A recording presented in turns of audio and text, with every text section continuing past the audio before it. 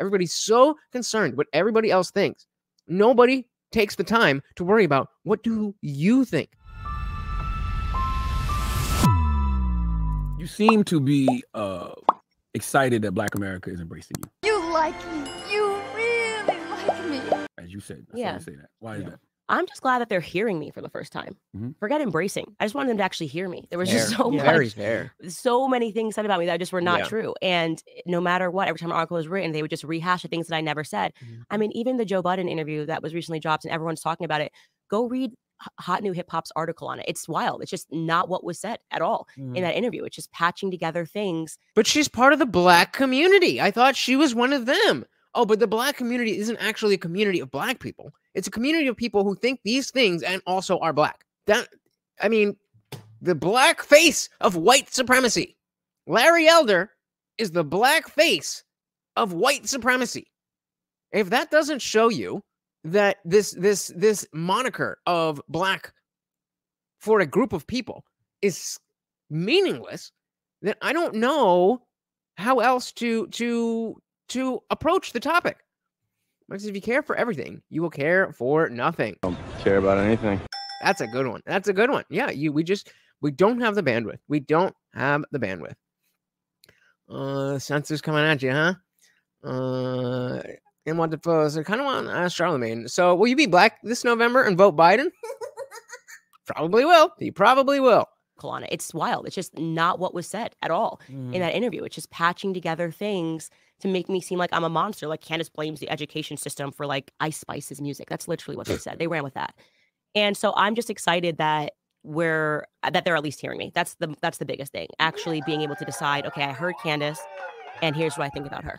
And I think that is big. That is big because so much of this adherence to the hegemony of the Black community, I think, comes from the previous generation's self-segregation. And now, if you're, and again, correct me if I'm wrong, but if you're a young Black kid and you're coming up and trying to learn about the world, there's only certain forums in which you're getting real information, because, CNN, Fox News, MSNBC, any of those, they're not going to understand you, not because they are corporate news that doesn't care about informing you, but because they're not Black. And CNN will, has the Black guy, but, he's not really Black because he talks like a white person or something. And it's like this notion, it's self-perpetuating. It just keeps going and going. If you just think of yourself as an American, you will be a lot better off. That doesn't mean that you have to forget that you have unique experiences. All Americans do. That's the beauty of being American, that you don't have to have the same experiences as everybody else to be part of the club. That's the biggest thing. Actually being able to decide, okay, I heard Candace and here's what I think about her. Rather than I heard what somebody else heard and what they say that I should have heard, and here's what I think about her. Yeah, because most of the hate is like domino. Like you'll see, like over the years, I've seen like people in comments, it'll be headlines about you and somebody don't like you because somebody else don't like you, and then because of what somebody else said, and then oh, she ain't never for us, or it's always what somebody is waiting to, like in the comments. Charlamagne always say people wait in the comments, go in the comments to see how they see how people want to feel. Right. Oh, yeah. So it's not about what do I think of this. I was just watching a video on I don't know if you guys are familiar with the channel Think Before You Sleep. It's a faceless channel, dude. Does kind of anti-woke fitness takedowns of like fat folks. It's a hodgepodge of stuff, but it's a good channel. Video essays and stuff. But there was some lefty girl who put out some cartoon of her experience walking the red carpet on some indie film thing, and not indie film, but and I don't know. It was about how she was fat and she didn't feel comfortable and whatever. Sad story. Wow. And he basically just made a video that was like, look, if you're so unhappy about this, number one, there's fitness. Number two, brush your hair. Number three, understand fashion. Get some clothes that don't highlight your bad parts and cover your good parts. And she started this gigantic campaign to get his channel taken down. And she didn't even watch the video. Didn't even watch the video. So not only did she not watch the video, and she's mad because it's about her and unwilling to even see the criticism, much less take the criticism. But then she's telling other people, her followers, hey, don't even watch the video, just report it. And people are doing it. That's like the level of NPC that it takes for you to not only agree with the person saying this is bad, to agree that it should be reported, to agree that you should report it without watching it, and then to comment on the video that you have done that with your name right there. It's insane to me. Insane to me. Unintelligible. Everybody's so concerned what everybody else thinks. Nobody takes the time to worry about what do you think? What do you think? The comments, go on the comments to see how they like see how people want to feel. Right. You go through comments first so they can tell you how to feel. Right. You never did research on her. You've never sat and talked to her. Obviously, you don't watch her show. You just grab what the headlines grab and you read the comments and they tell you not to like her. Right. And a slight aside, I feel like I did a poll with you guys here on YouTube as well as on Twitter. Just curious about how many of you use TikTok. And most of you don't. But most of you have very strong opinions about why TikTok is so bad. And I'm not, here to litigate those reasons, whether they're right or wrong. But it's just very curious how so many people have these very strong opinions about something that they admittedly don't use.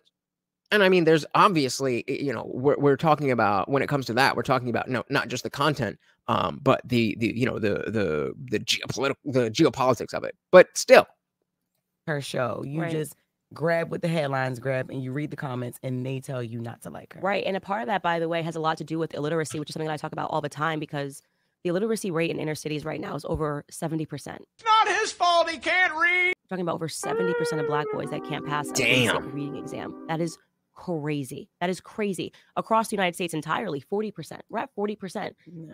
So people think that they're going to... That's almost being able to say that most men can't fucking read. This is America. What happened? Public schools to get an education, it's the exact opposite. They are slowly making sure that you're never going to be able to have a proper education, and they're going to tell you what to think. That's what they want. They want the ability of a headline, and that's very scary. I talk about what they did on slave plantations, why we weren't allowed to learn how to read, because they knew that if they could control the narrative, then you could be enslaved forever, right? Your mind becomes enslaved when you can't read, when you say, okay, I learned that in a textbook, but let me read this, and actually see what I think. So this is kind of what I was saying earlier when we were talking about Kanye, that when Kanye was asked about the slavery being a choice thing, if he was saying, yeah, I got it from Candace Owens, when Candace Owens was saying shit like this, because Candace Owens, she understands optics enough not to utter the phrase, slavery is a choice. I probably should have broken that up myself, but I'm not important enough for it to matter. But I think that is basically what Kanye was saying. It wasn't as eloquent or as articulate as it could have been. Well, wait, I forgot. Sorry, he's black. I'm not allowed to say that. I apologize. Even though it's a perfect word for that situation, black people, you can't say articulate. And I think that's intentional. I literally believe that there is an evil intent to re-enslave Black Americans. And the ability for us not to read, to me, is everybody should be hitting the alarm on that. Like, why? But in what way is it, like the forces that you're talking about, in what way is it attacking Black people more than people in general and poor people more than rich people? It's not. How is it attacking poor or middle class or upper class Black people more than lower class white people?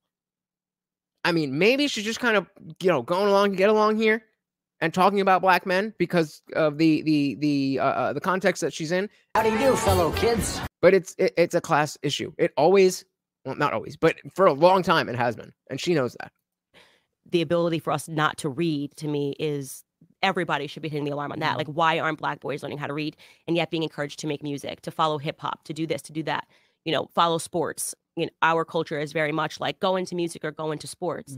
We need Black scholars. We need Black people that are actually aware of what has actually happened to Black America, what the true story is outside of what these textbooks are trying to sell. Whatever you're selling, I am buying. I agree. It's very scary to me, the illiteracy rate in Black America. No, I agree with that, because a lot of times when Black people see other Black people that are successful, they're in music and athletics, so that's what people gravitate towards. Right. Which Okay. So it's true that the like the celebrity type people who are successful or usually in music or sports. But even that statement, like if it's the black community doing, black magazines and black radio shows and black TV and black stuff, and y'all are only focusing on the athletes and the musicians, then how is it Whitey's fault? This is your show, dude. Everything that you say isn't highlighted by the mainstream media. Highlight it. You got 5.5 million subscribers here. And you're complaining about, what people... Well, fix that. You are the platform. It's very scary to me, the illiteracy rate in Black America. No, I agree. Let's get this real quick. Zippy says, it feels like it's bad for Black people to be intelligent. Everything in urban culture seems to be a form of indirect slavery. Keep them dumb and on government assistance. Yeah, but if you acknowledge this, then it's racist. And if you don't, it makes things worse, which is helpful to the Black community. What? That don't make no sense. That don't make no sense. Because a lot of times when Black people see other Black people that are successful, they're in music and athletics. So that's what people gravitate towards. So yeah, like when's the last time that you highlighted a successful accountant or an inventor or a scientist or anything? It has been a while. You have rappers and athletes in here all the goddamn time. Oh, well, Black people don't care about that. But it's racism.